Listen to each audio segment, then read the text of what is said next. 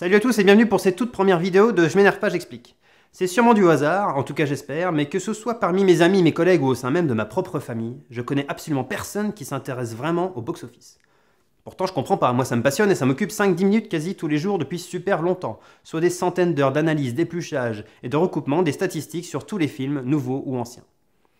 Alors, plutôt que de continuer à me sentir aussi seul que les passionnés de bowling sur gazon ou incompris comme les collectionneurs de Dalek, je me suis dit que partager une passion inavouable avec des inconnus, ça pouvait pas faire de mal.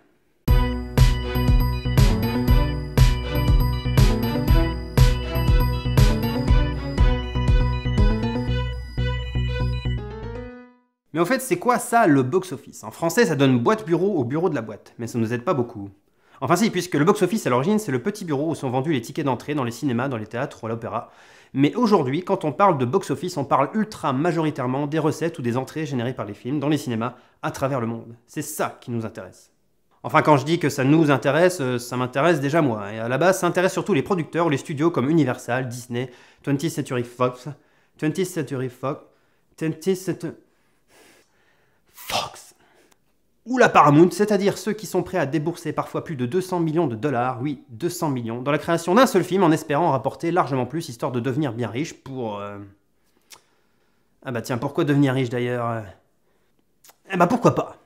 Bref, ces producteurs ou ces studios, ils veulent suivre le succès des films qu'ils ont financés parce que quand t'as dépensé des millions pour un film, lorsqu'il sort, t'as les mains moites jusqu'aux aisselles.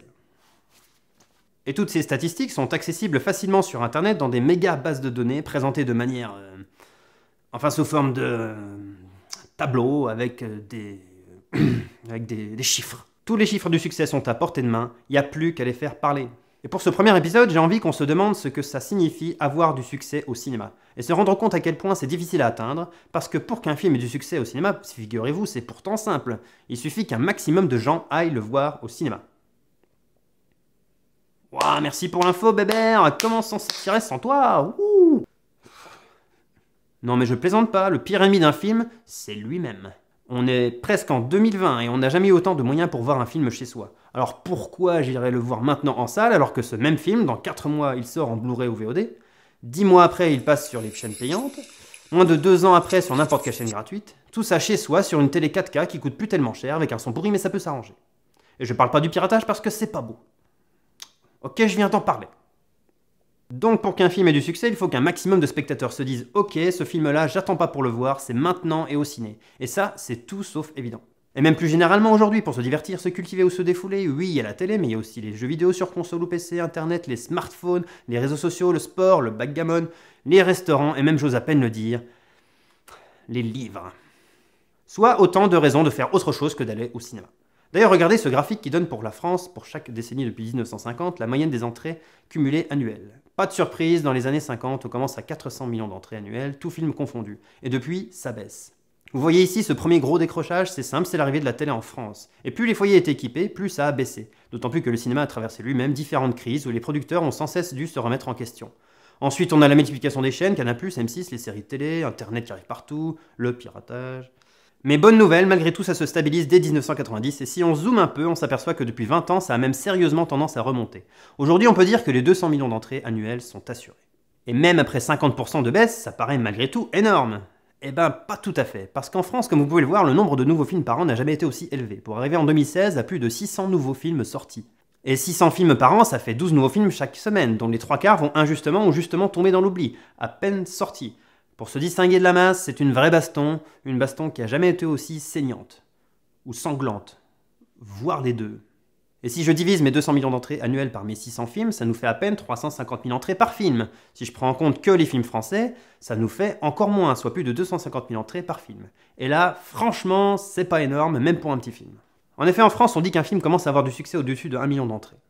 Et chaque année, on a à peine 50 films sur les 600 qui dépassent ce seuil. Parmi ces 50, 25 passent les 2 millions. Parmi ces 25, une douzaine passent les 3 millions. Parmi cette douzaine, moins de 5 passent les 5 millions d'entrées. Aux États-Unis, la barrière psychologique, c'est 100 millions de dollars. Et dans le monde entier, on commence à dire qu'un film a eu un succès correct à partir de 300 millions de dollars. Mais il y a un truc qui cloche avec ces nombres qui viennent de nulle part. C'est que ça ne tient pas compte du budget des films. Parce qu'entre un film moldo-péruvien qui coûte 10 000 nuevos soles et le prochain Pirates des Caraïbes, qui va coûter plus de 250 millions, il n'y a pas les mêmes exigences en termes de succès. Eh oui, parce que quand on parle box-office, il ne faut pas juste parler nombre d'entrées ou dollars dans l'absolu, mais il faut aussi parler de rentabilité. Pour moi et surtout pour les studios, un film est un succès s'il est rentable, au moins à 100%, c'est-à-dire s'il arrive à au moins rembourser 100% de son budget initial. Du coup, vous n'allez pas échapper à des calculs ultra complexes à base de soustraction et d'addition, voire même de division sans virgule.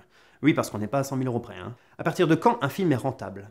On commence doucement, il suffit qu'il rapporte plus d'argent qu'il n'en a coûté. Waouh, là encore, merci Bébert. Reprenons notre barrière du million d'entrées en France. En 2016, un billet coûte en moyenne, j'arrondis, 7 €, ce qui nous donne 7 millions d'euros de recettes. Or, un film français coûtait en moyenne, en 2016, environ 5 millions d'euros, soit une vingtaine de petits appartements. En dehors de Paris, oui. Ça paraît inhumainement énorme juste pour 2 heures de plaisir, mais pour info, un film comme Le Prénom, c'est 5 acteurs qui s'engueulent pendant 2 heures dans un appartement, pas de motion capture, pas de dinosaures qui explosent ou de voiture qui fait des triples boucles piquées, et ça coûte déjà 10 millions. Oui, donc je reviens à mon film moyen à 5 millions, qui en rapporte 7, ce qui nous fait 2 millions de bénéfices. Tout le monde est content. Sauf que non. Quand vous achetez une place, tout l'argent ne va pas dans les poches du studio. De la même manière que quand vous achetez une patate douce au supermarché, oui, il y a des gens qui font ça, la part qui va au producteur est bien inférieure au prix de vente final. La répartition est la suivante, 40% pour le cinéma, 20% en diverses taxes, 7% pour les distributeurs, 33% pour les studios, soit un tiers. Il faut donc diviser les recettes par 3 pour savoir ce qui va vraiment dans les poches du producteur, ce qui donne 2,3 millions, soit 2,7 millions de pertes. Non. Pour qu'un film soit rentable en France, il faut qu'il rapporte 3 fois son budget, soit 15 millions d'euros en moyenne, ce qui donne 2 millions d'entrées. Oula, mais attendez, tout à l'heure on a calculé que les films français faisaient en moyenne 250 000 entrées. C'était la maxi catastrophe alors. Pas tant que ça, parce que ça perdure à croire, d'ailleurs ça varie énormément d'une année à l'autre, mais les films français font autant d'entrées en France qu'à l'étranger. On passe donc de 250 000 à 500 000 entrées. Et après sa carrière au cinéma, un film peut encore rapporter un max en DVD, Blu-ray, VOD et en droit de diffusion télévisée. Si bien que finalement, on parle de succès commercial au cinéma au bout de 30 petits pourcents de rentabilité. Et 30% de 2 millions d'entrées, ça donne 600 000 entrées. Alors qu'en moyenne, on atteint à peine les 500 000. Tout ça, c'est du maxi ric-rac pour des films pas si chers, tellement ric-rac que cette barrière de 30%, elle paraît gentille, toute mignonne, mais plus de 80% des films français n'arrivent même pas à la dépasser. On verra dans une autre vidéo pourquoi on accepte ça. Du coup, mes méga gros films américains du style Star Wars, Avengers, Jurassic World, qui coûtent facilement dans les 250 millions de dollars, à partir de quel moment ils ont du succès? Parce que 250 millions, ça fait pas 20 appartements, ça en fait 1000. Aux États-Unis, on parle directement en dollars, pas en entrées, c'est plus pratique. J'expliquerai dans une prochaine vidéo pourquoi. Là-bas, 700 films sortent chaque année, donc pas très différent de la France, sauf que les Américains sont 5 fois plus nombreux qu'en France pour cumuler chaque année 10 milliards de dollars de recettes, soit 1,3 milliard de tickets vendus en 2016, ce qui donne 15 petits millions de dollars par film.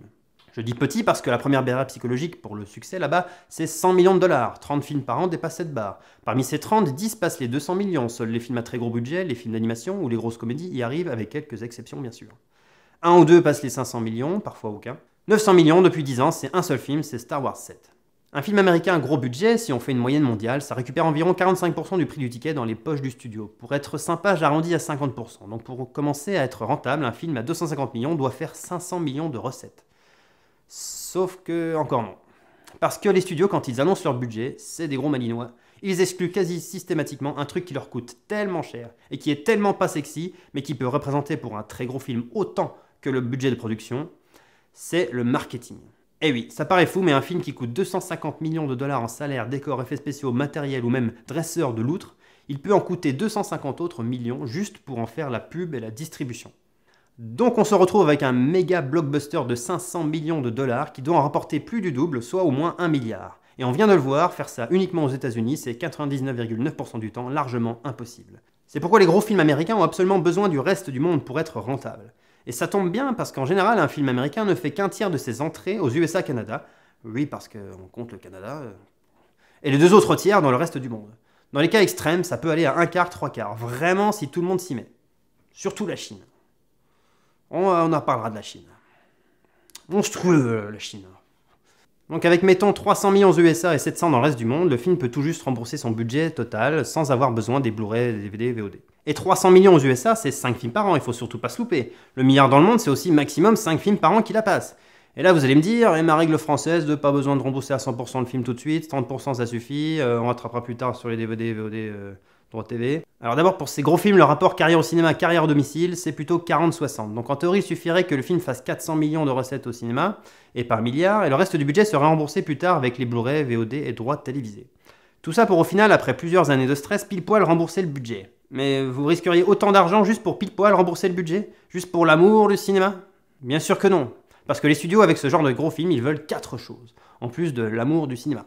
Faire de gros bénéfices, ensuite faire de gros bénéfices, mettre en place des franchises, des suites à foison, comme avec les Avengers, Star Wars, Transformers, Pirates des Caraïbes, et pour financer tout ça, il faut faire de gros bénéfices.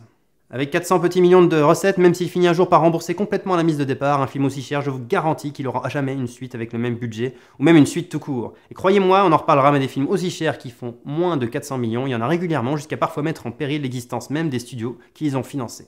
Vous vous doutez bien que dépenser 400 millions de dollars, c'est un énorme risque, et que les studios détestent le risque. C'est pour ça qu'ils veulent à tout prix faire des films qui plaisent au maximum de monde possible, quitte à être peu original, voire consensuel, ou parfois insipide.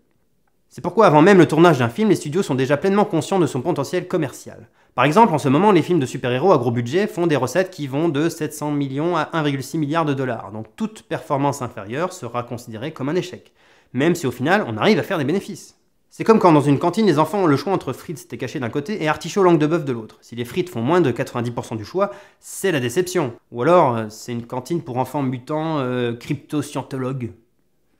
Steven Follows, producteur et scénariste que je ne connaissais pas, a constitué sur son site un échantillon représentatif de 29 blockbusters. D'un côté, il a fait le cumul de leur budget, et de l'autre côté, le cumul de leurs recettes, qui vont vraiment au studio. Cinéma, vente de DVD et droits télévisés compris. Puis, il a fait un truc complètement fou. Il a fait une soustraction. Et il est tombé sur 428 millions de bénéfices cumulés, ce qui paraît énorme, mais ne représente que 3,7% de la mise de départ de 11 milliards. Pour info, 3,7% de bénéfices, c'est moins bien qu'un livret A en 2008. Pourtant, ces 29 films, ils ont été mûrement réfléchis par sans doute les meilleurs analystes du monde, des mecs à la limite du mentalisme ultra informé sur ce qui plaît aux gens en masse, des professionnels suffisamment obnubilés par le profit pour être certains de sortir des films qui cartonnent dans le monde. Tout ça pour même pas 4% de bénéfices. Bon, pour être honnête, il s'agit d'une moyenne qui cache une forte disparité. En gros, la moitié des films échantillonnés fait de bons bénéfices, parfois plus de 100%, mais l'autre moitié peut perdre jusqu'à 80% de la mise de départ. Et oui, malgré tous les efforts, le succès a cela de beau qu'il est la plupart du temps insaisissable. Voilà, c'est tout pour aujourd'hui, j'espère que vous vous êtes bien rendu compte à quel point le succès c'est relatif et à quel point c'est difficile à atteindre. Et justement, dans la prochaine vidéo, on fera la liste de toutes les astuces utilisées par les studios pour s'assurer qu'un film cartonne. On verra que c'est vraiment pas simple, qu'on n'est jamais à l'abri d'un échec, mais que quand ça marche, croyez-moi, il y a de quoi en avoir les larmes au slip. N'hésitez pas en attendant à poster des commentaires sur cette vidéo, aussi bien sur ce qui vous a plu, ça m'évitera de changer les choses qui fonctionnent, que sur ce qui vous a moins plu. Cliquez sur le pouce qui va vers le haut, il paraît que ça sert à autre chose que flatter mon ego. Je sais, on vous l'a déjà dit 1000 fois, et ben ça fera 1001 fois. Cliquez sur la cloche, cliquez partout, où vous voulez. A bientôt sur Je m'énerve pas, j'explique.